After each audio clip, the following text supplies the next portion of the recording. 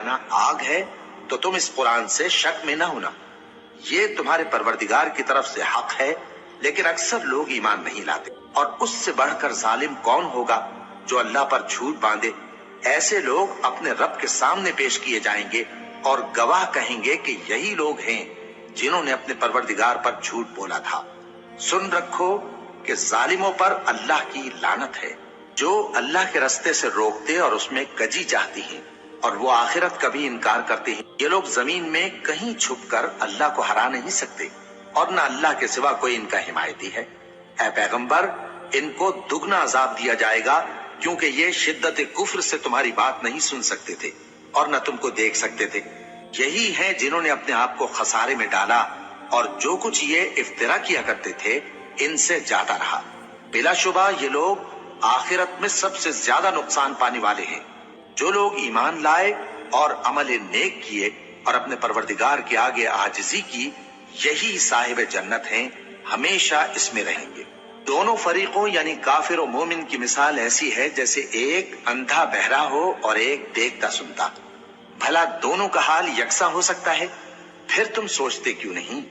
और हमने नूह को उनकी कौम की तरफ भेजा तो उन्होंने उनसे कहा कि मैं तुमको खोल खोल कर डर सुनाने और ये पैगाम पहुंचाने आया हूं कि अल्लाह के सिवा किसी की इबादत न करो, मुझे तुम्हारी निस्बत दर्दनाक अजाब का खौफ है। तो उनकी कौम के सरदार जो काफिर थे कहने लगे कि हम तुमको अपने ही जैसा एक आदमी देखते हैं और ये भी देखते हैं कि तुम्हारे पैराव वही लोग हुए हैं जो हम में अदना दर्जे के हैं, और वो भी सतही राय से, और हम तुम में अपने ऊपर किसी तरह की फजीलत नहीं देखते बल्कि तुम्हें झूठा ख्याल करते हैं। फरमाया कि ऐ कौम, देखो तो अगर मैं अपने परवरदिगार की तरफ से दलील रोशन रखता हूँ और उसने मुझे अपने हाथ से रहमत बख्शी हो जिसकी हकीकत तुमसे पोशीदा हो गई है, तो क्या हम इसके लिए तुम्हें मजबूर कर सकते हैं जबकि तुम इससे नाखुश हो? और ऐ कौम, मैं इस नसीहत के बदले तुमसे मालो जर का मुतालबा तो नहीं करता, मेरा सिला तो अल्लाह के जिम्मे है, और जो लोग ईमान लाए हैं मैं उनको निकालने वाला भी नहीं हूँ। वो तो अपने परवरदिगार से मिलने वाले हैं, लेकिन मैं देखता हूँ कि तुम लोग नादानी कर रहे हो। ऐ मेरी कौम, अगर मैं इनको निकाल दूं तो अल्लाह की गिरफ्त से बचाने के लिए कौन मेरी मदद कर सकता है? भला तुम गौर क्यों नहीं करते?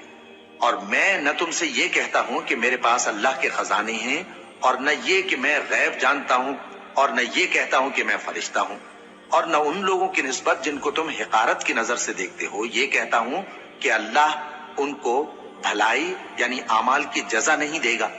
जो उनके दिलों में है उसे अल्लाह खूब जानता है। अगर मैं ऐसा कहूं तो बेइंसाफों में हो जाऊं। उन्होंने कहा कि नूह, तुमने हमसे झगड़ा तो किया और झगड़ा भी बहुत किया। अब अगर तुम सच्चे हो तो जिस चीज से हमें डराते हो वो हम पर ला नाजिल करो। नूह ने कहा कि उस अजाब को तो अल्लाह ही चाहेगा तो नाजिल करेगा, और तुम अल्लाह को किसी तरह हरा नहीं सकते। और अगर मैं ये चाहूं कि तुम्हारी खैर खाही करूं और अल्लाह ये चाहे कि तुम्हें गुमराह रहने दे, तो मेरी खैर खाही तुमको कुछ फायदा नहीं दे सकती। वही तुम्हारा परवरदिगार है और तुम्हें उसी की तरफ लौट कर जाना है।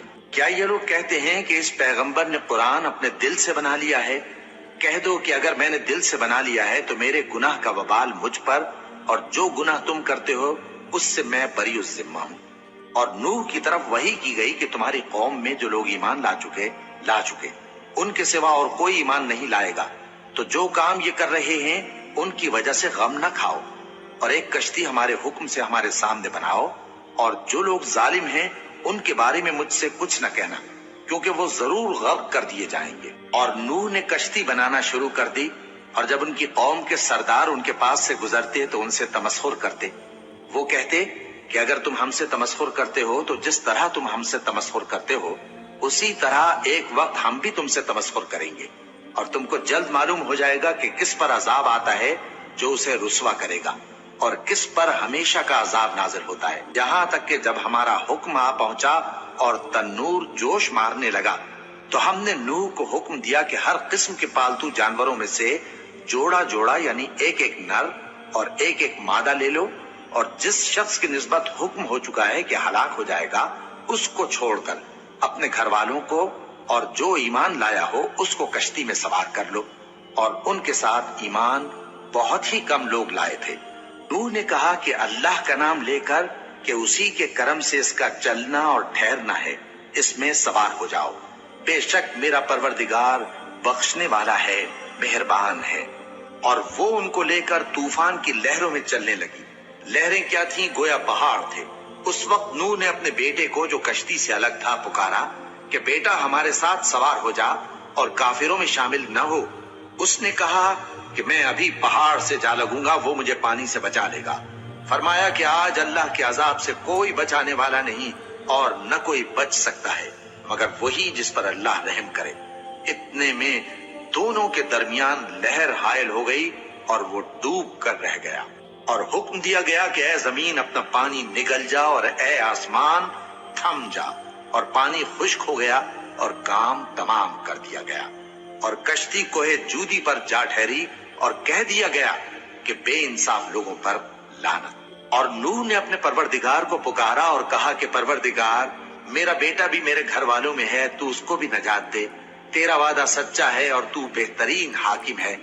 اللہ نے فرمایا کہ اے نوح وہ تیرے گھر والوں میں نہیں ہے، وہ تو سراسر بدعمل ہے، تو جس چیز کی تم کو حقیقت معلوم نہیں اس کے بارے میں مجھ سے درخواست ہی نہ کرو، اور میں تم کو نصیحت کرتا ہوں کہ نادان نہ بنو۔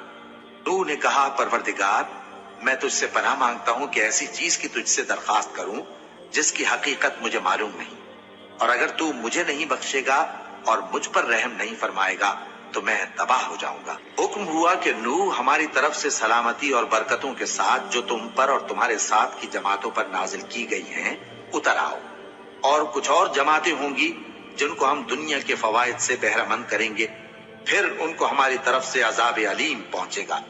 یہ حالات غیب کی خبروں میں سے ہیں جو ہم تمہاری طرف بھیجتے ہیں، اور اس سے پہلے نہ تم ہی ان کو جانتے تھے اور نہ تمہاری قوم ہی ان سے واقف تھی، تو صبر کرو کہ انجام پرہیزگاروں ہی کا بھلا ہے۔